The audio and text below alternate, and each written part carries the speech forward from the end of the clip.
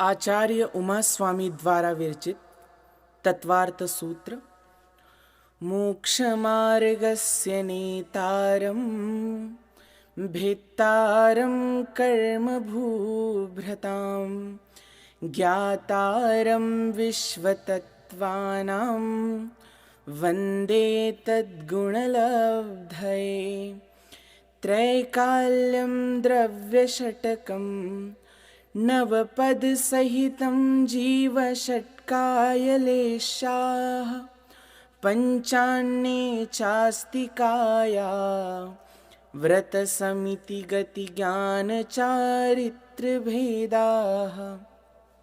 इत्येतन्मोक्षमूलं त्रिभुवनमहितैः प्रोक्तमर्हद्भिरीशैः प्रत्येति श्रद्धधाति स्पृशति च मतिमान् यः स वै शुद्धदृष्टिः। सिद्धे जयप्रसिद्धे च विहाराहणाफलं पत्ते वन्दिता अर्हन्ते वोच्छमाराहणाकमसो। उज्झोवणमुज्झवणं निवाहणं साहणं च निच्छरणं दंसननाणचरितं तवाणमाराहनाभनिया। प्रथम अध्याय। सम्यग् दर्शन ज्ञान चारित्राणि मोक्षमार्गः। तत्वार्थश्रद्धानं सम्यग् दर्शनं तन्निसर्गादधिगमाद्वा जीवाजीवास्रवबन्धसंवरनिर्जरामोक्षास्तत्त्वं नाम स्थापनाद्रव्यभावतस्तन्यासः प्रमाणनयैरधिगमः निर्देशस्वामित्वसाधनाधिकरणस्थितिविधानतः सत्सङ्ख्याक्षेत्रस्पर्शन कालान्तरभावाल्पबहुत्वैश्च मतिश्रुतावधिमनःपर्ययकेवलानि ज्ञानं तत्प्रमाणे आद्ये परोक्षं प्रत्यक्षमन्यत् मतिः स्मृतिः संज्ञा चिन्ताभिनिबोधयित्यनर्थान्तरम् तदिन्द्रियाणीन्द्रियनिमित्तम् अवग्रहेहावायधारणाः बहुविधक्षिप्रानिःसृतानुक्तध्रुवाणां सेतराणाम् अर्थस्य व्यञ्जनस्यावग्रहः न चक्षुरणीन्द्रियाभ्यां श्रुतं मतिपूर्वं द्व्यनेकद्वादशभेदं भवप्रत्ययोऽवधिर्देवनारकाणां क्षयोपशमनिमित्तः षड्विकल्पशेषाणां ऋजुविपुलमतिमनःपर्ययः विशुद्धप्रतिपाताभ्यां तद्विशेषः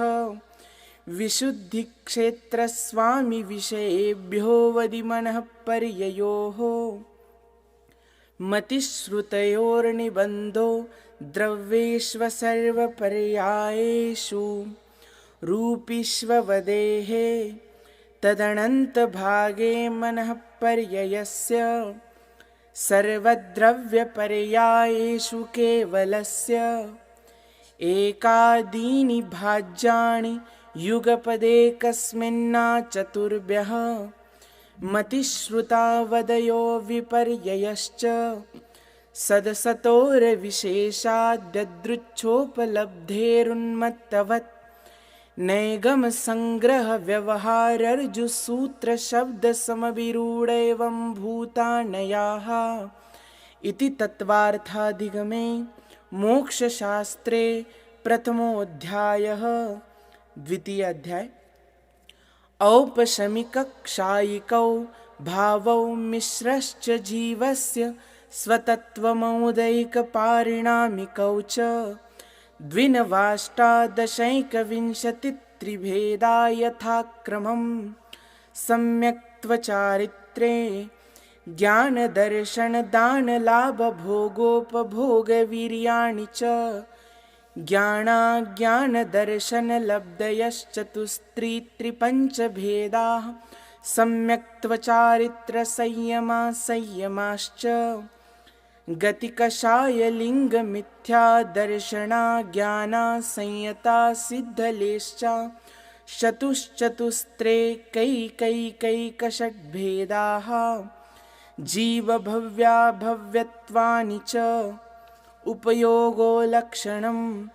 सद्विविधोष्टचतुर्भेदः संसारिणो मुक्ताश्च समनस्कामनस्काः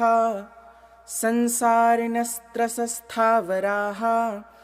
पृथिव्यप्तेजो वायुवनस्पतयः स्थावराः द्वीन्द्रियादयस्त्रसाः पञ्चेन्द्रियाणि द्विविधानि निर्वृत्त्युपकरणे द्रव्येन्द्रियं लब्धुपयोगौ भावेन्द्रियं स्पर्शनरसनघ्राणचक्षुः श्रोत्राणि स्पर्शरसगन्धवर्णशब्दास्तदर्थाः श्रुतमणीन्द्रियस्य वनस्पत्यन्तानामेकं कृमिपिपीलिका भ्रमरमनुष्यादीनामेकैकवृद्धानि संगिणः समनस्काः विग्रहगतौ कर्मयोगः अनुश्रेणिगतिः अविग्रहा जीवस्य विग्रहवती च संसारिणप्राक्चतुर्भ्यः एकसमया विग्रहा एकं द्वौ त्रिण्वाणाहारकः सम्मूर्छनगर्भोपपादा जन्म सचित्तशीतसंवृता सेतरा मिश्राश्चैकशस्तद्योनयः जरायुजाण्डजपोतानां गर्भः देवनारकाणामुपपादः शेषाणां सम्मूर्छनम् औदारिकवैक्रियिकाहारकतेजसकार्मणानि शरीराणि परं परं सूक्ष्मं प्रदेशतो संख्येयगुणं प्राक्तेजसात् अनन्तगुणे परे अप्रतिघाते अनादिसम्बन्धे च सर्वस्य तदादीनि भाज्यानि युगपदे कस्मिन्ना चतुर्भ्यः निरुपभोगमन्त्यं गर्भसम्मूर्छनजमाद्यम् औपपादिकं वैक्रियिकं लब्धिप्रत्ययञ्च तेजसमपि शुभं विशुद्धमव्याघाति चाहारकं प्रमत्तसंयतस्यैव नारकसम्मूर्छिनो नपुंसकानि न देवाः शेषास्त्रिवेदाः औपपादिकचरमोत्तमदेहा संख्येयवर्षायुषो नपवर्त्यायुषः इति तत्त्वार्थादिगमे मोक्षशास्त्रे द्वितीयोऽध्यायः। तृतीय अध्याय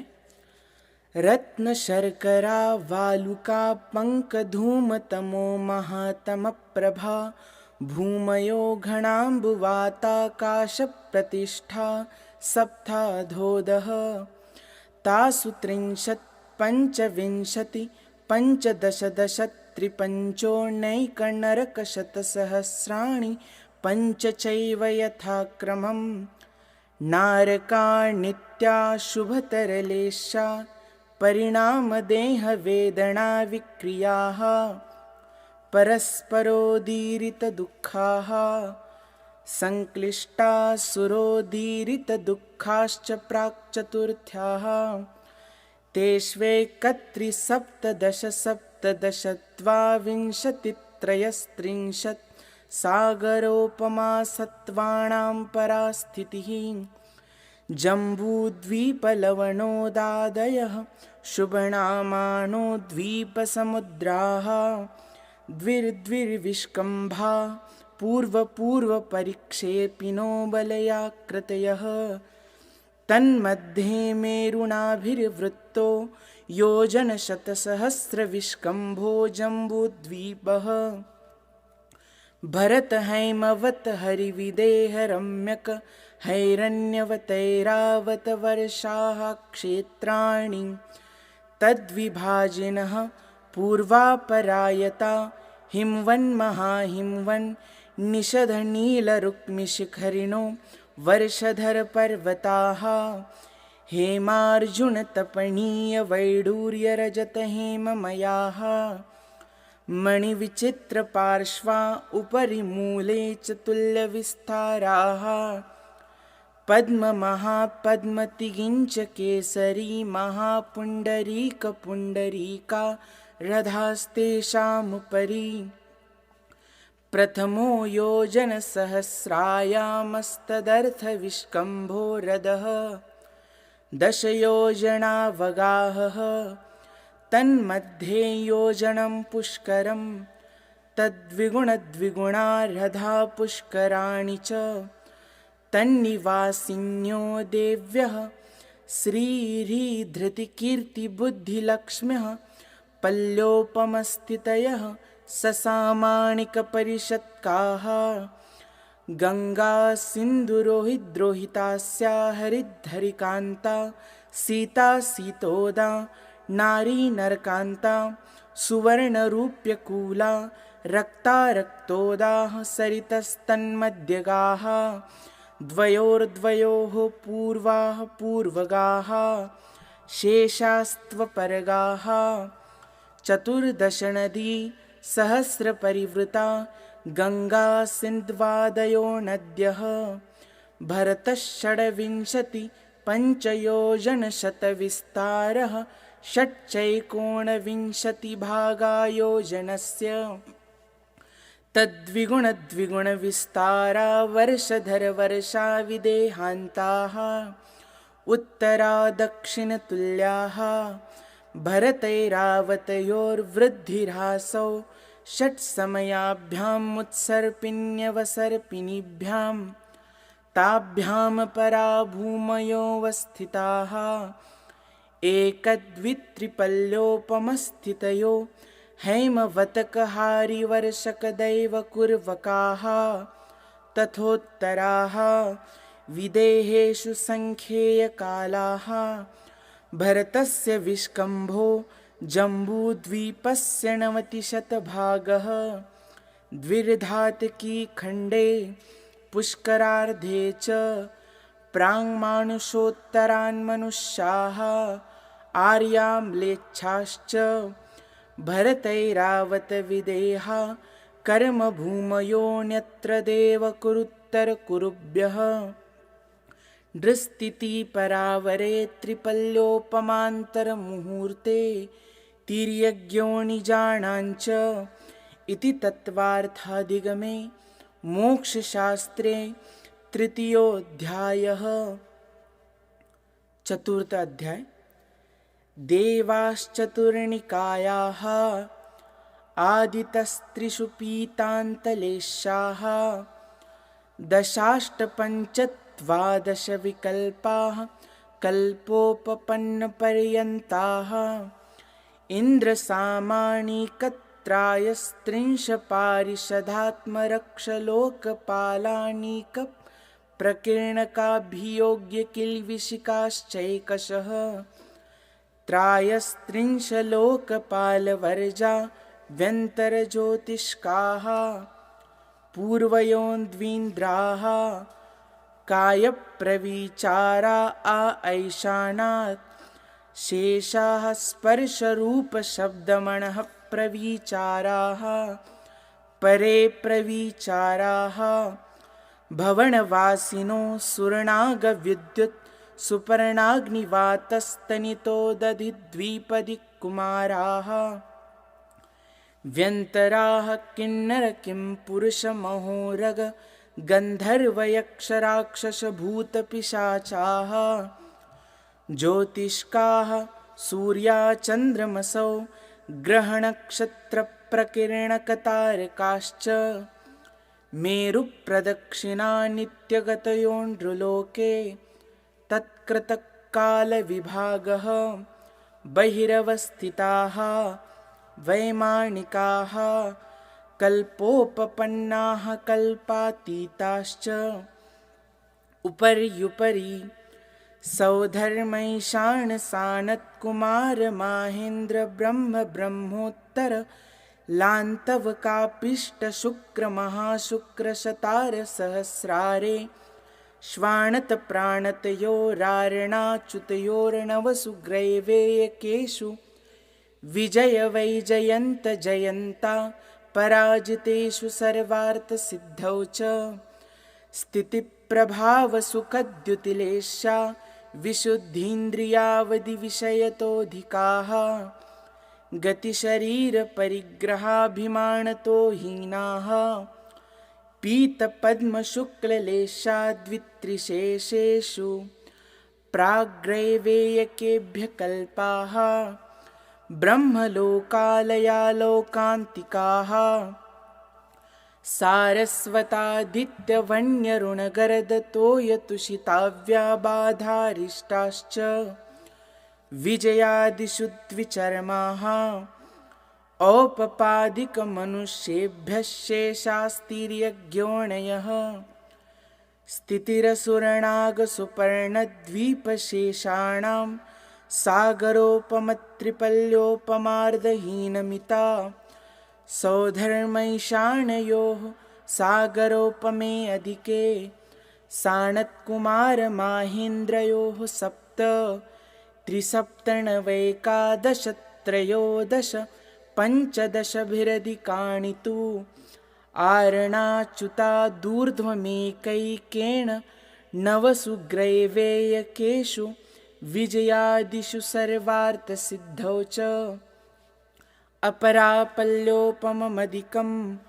परतः परतः पूर्वा पूर्वानन्तरा नारकाणां च द्वितीयादिषु दशवर्षसहस्राणि प्रथमायां भवनेषु च व्यन्तराणां च परापल्योपममधिकं ज्योतिष्काणां च तदष्टभागोपरा लोकान्तिकानामष्टौ सागरोपमानि सर्वेषाम् इति तत्त्वार्थादिगमे मोक्षशास्त्रे चतुर्थोऽध्यायः। पंचम अध्याय अजीवकाया धर्माधर्माकाशपुद्गलाः द्रव्याणि जीवाश्च नित्यावस्थितान्यरूपाणि रूपिणः पुद्गलाः आकाशादेकद्रव्याणि निष्क्रियानि च असंख्येयाः प्रदेशा धर्माधर्मैकजीवानाम् आकाशस्यानन्ताः संख्येयाः संख्येयाश्च पुद्गलानां नाणोः लोकाकाशे वगाहः धर्माधर्मयोः कृत्स्ने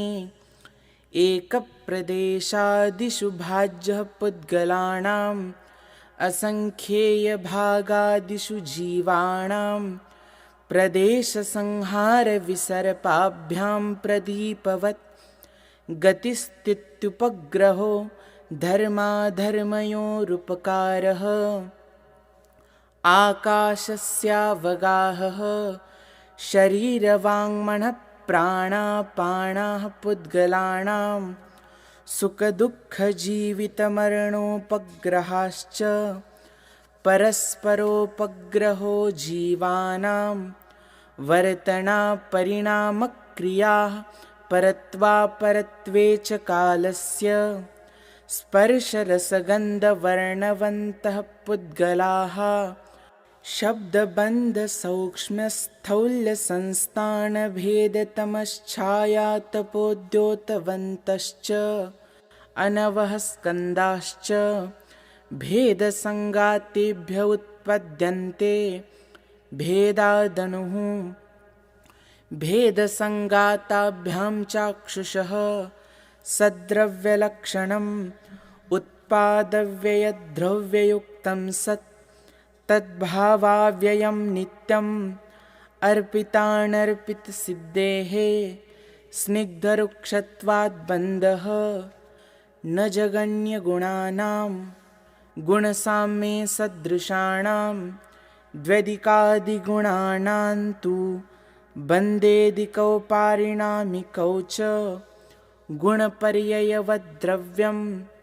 कालश्च सोऽनन्तसमयः द्रव्याश्रया निर्गुणा गुणाः तद्भावः परिणामः इति तत्त्वार्थाधिगमे मोक्षशास्त्रे पंचमोऽध्यायः। षष्ठाध्याय कायवाङ्मनः कर्मयोगः स आश्रवः शुभपुण्यस्याशुभपापस्य सकषायाकषाययोः साम्प्रदायिकैर्यापतयोः इन्द्रियकषायाव्रतक्रियाः पञ्चविंशतिसङ्ख्याः पूर्वस्य भेदाः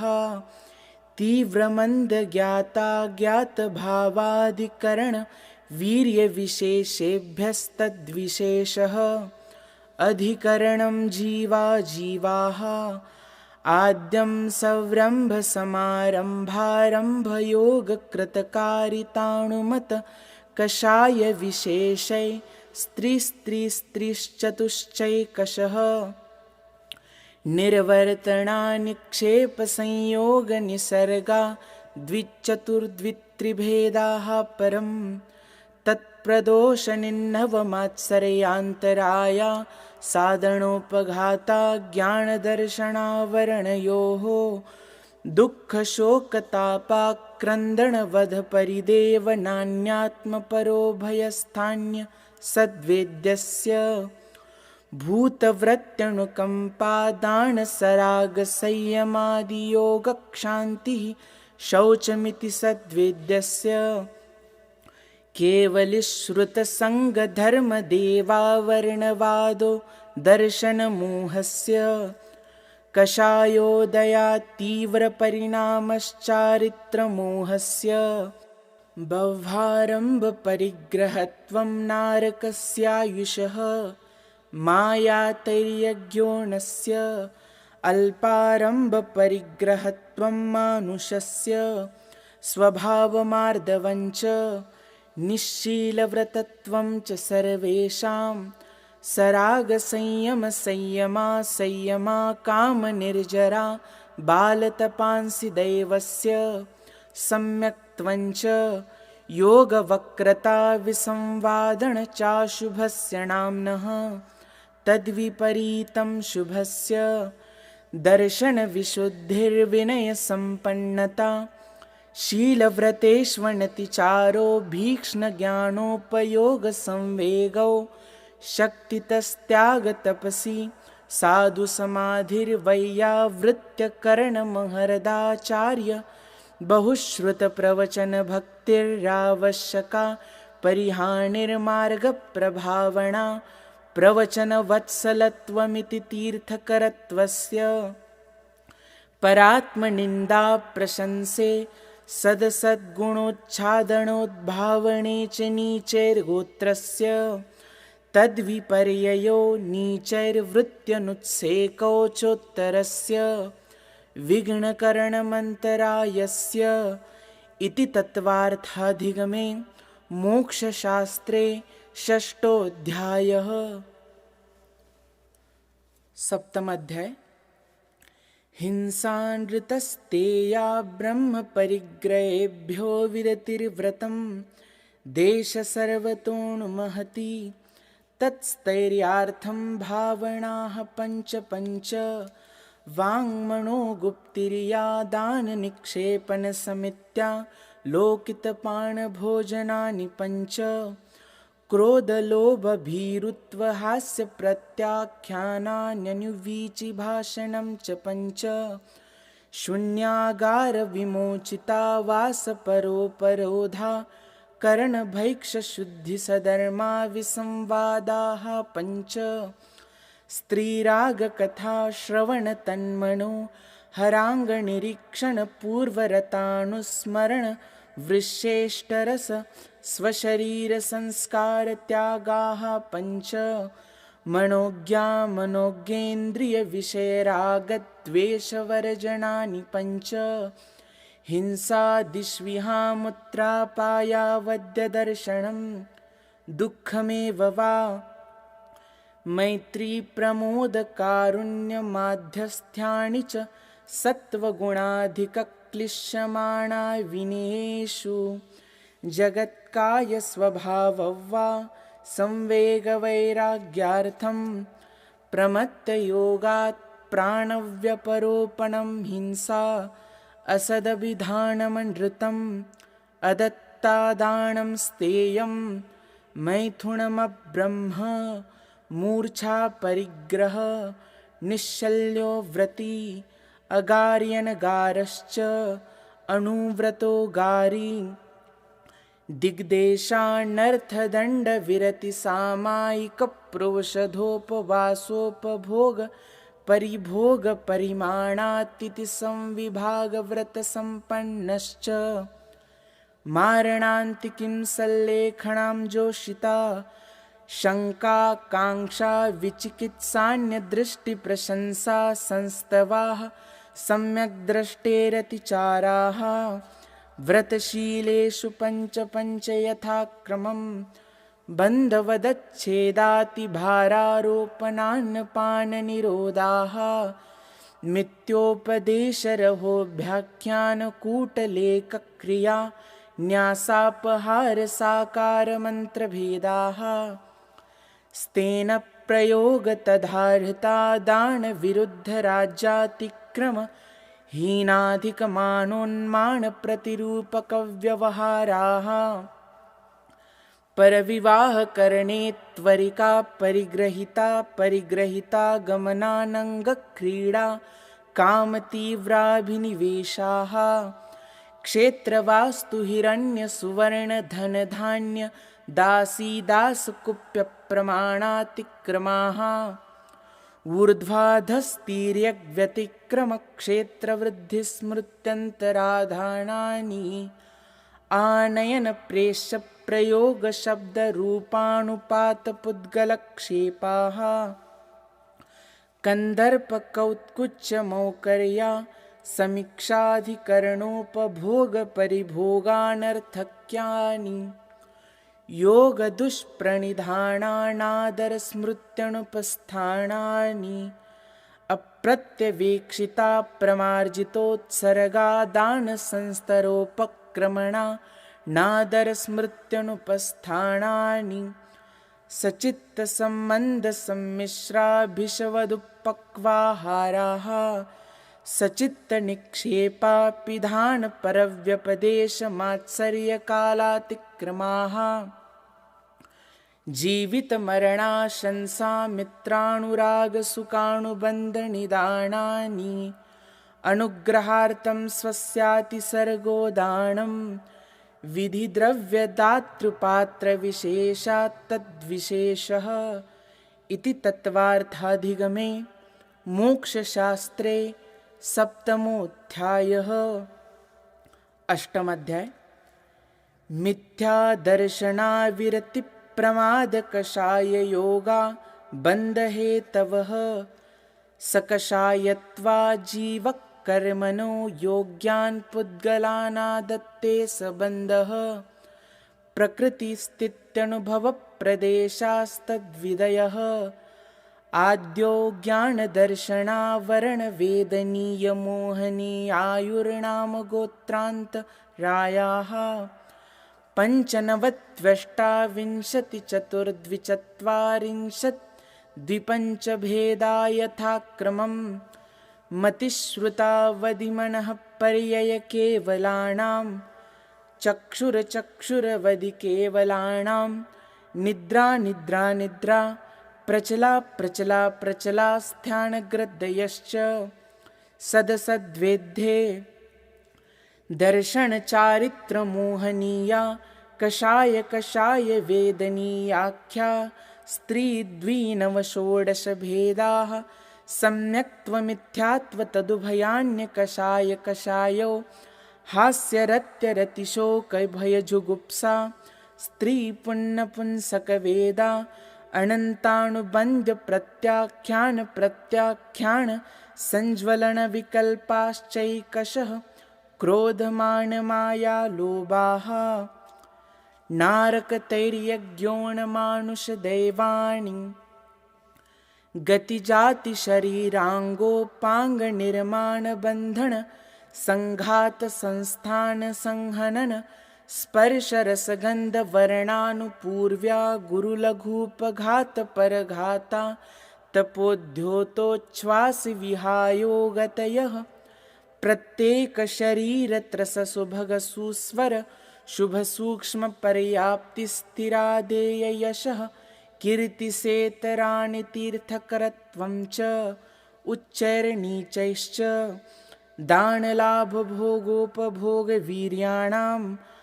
आदितस्त्रिसृणामन्तरायस्य च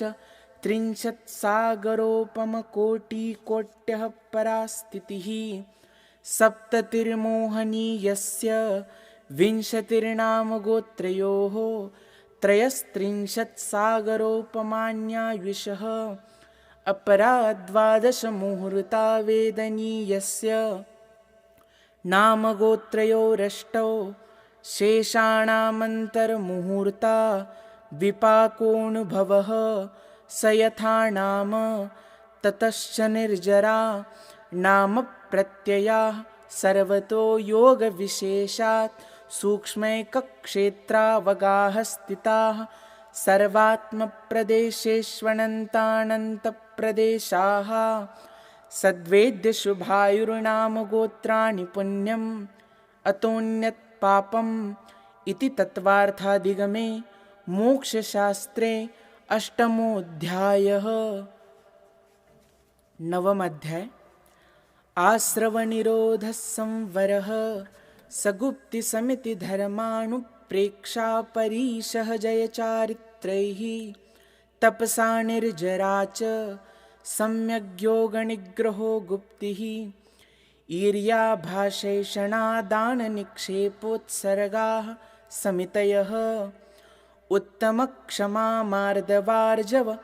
शौचसत्यसंयमतपस्त्यागा किञ्चन्यब्रह्मचर्याणि धर्मः अनित्या शरणसंसारेकत्वा न्यत्वा शुच्यास्रव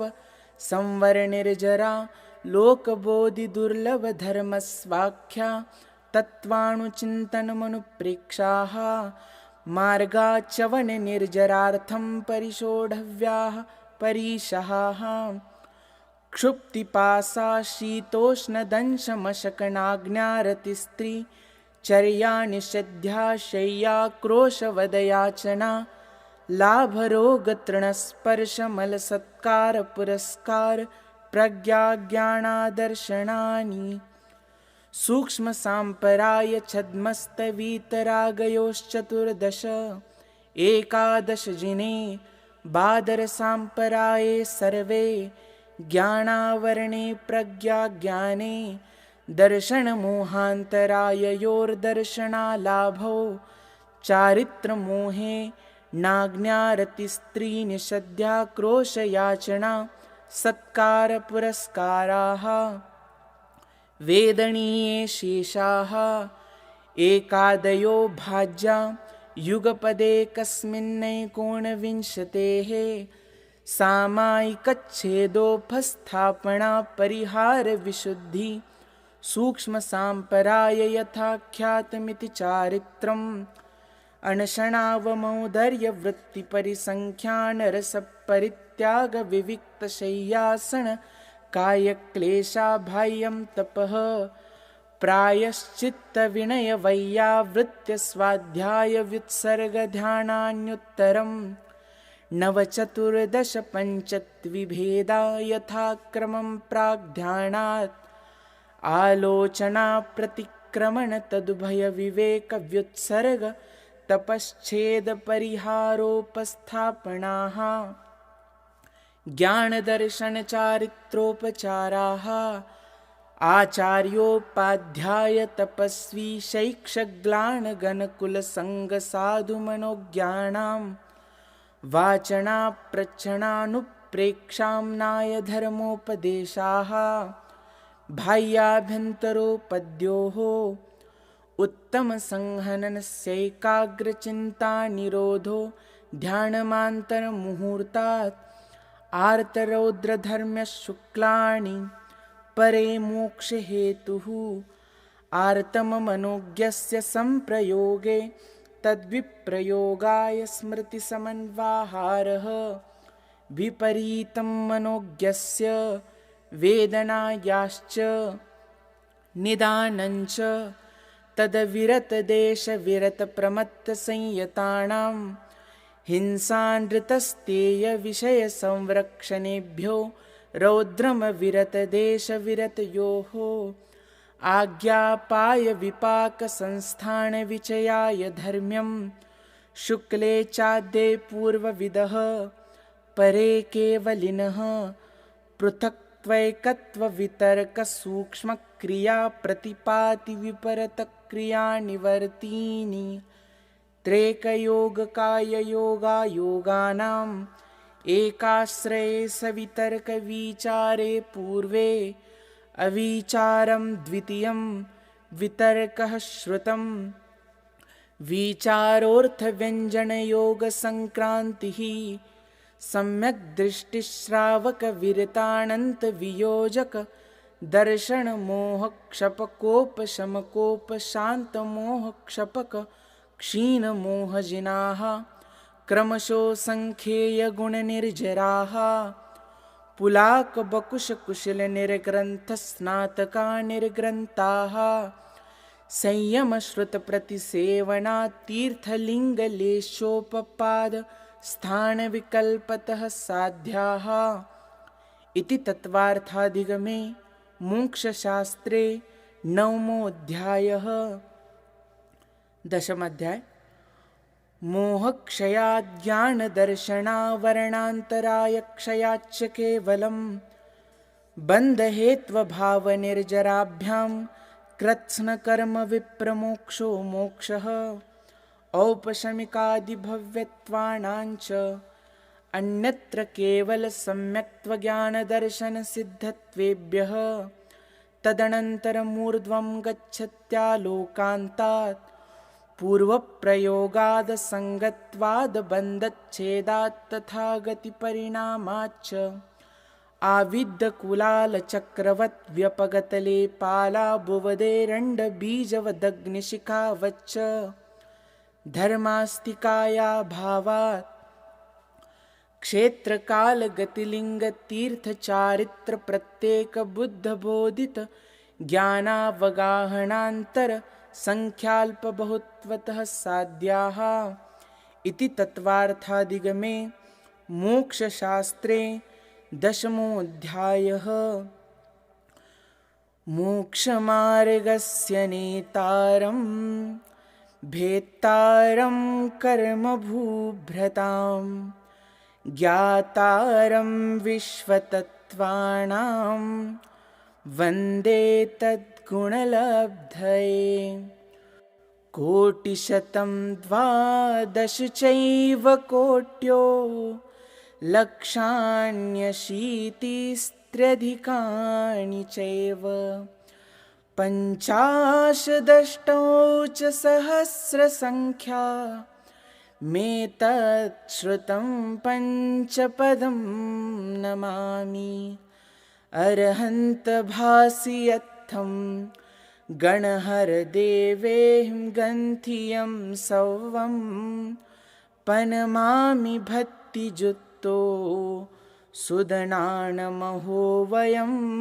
शिरसा अक्षरमात्रपदस्वरहीनं व्यञ्जनसन्धिविवर्जितरेफं साधुभिरत्र मम क्षमितव्यं को न विमुह्यति शास्त्रसमुद्रे दशाध्याये परिच्छिन्ने तत्त्वार्थे पठिते सति फलं स्यादुपवासस्य भाषितं मुनिपुङ्गवै तत्त्वार्थसूत्रकर्तारं गृध्रपिच्छोपलक्षितं वन्दे गणीन्द्रसञ्जात मुमा स्वामी मुनीश्वरं जं सक्कयितं किरयि जं पणसक्कयितहेव सद्दहनं सद्दहमाणो जीवो पावै अजरामरं ठाणं तव यर्णं वयधरणं संयमसरणं च जीवदयाकरणम् अन्ते समाहि मरणं चौविह दुःखं निवारे। इति तत्त्वार्थसूत्रपरिणाम तत्त्वार्थादिगम मोक्षशास्त्रं समाप्तम्।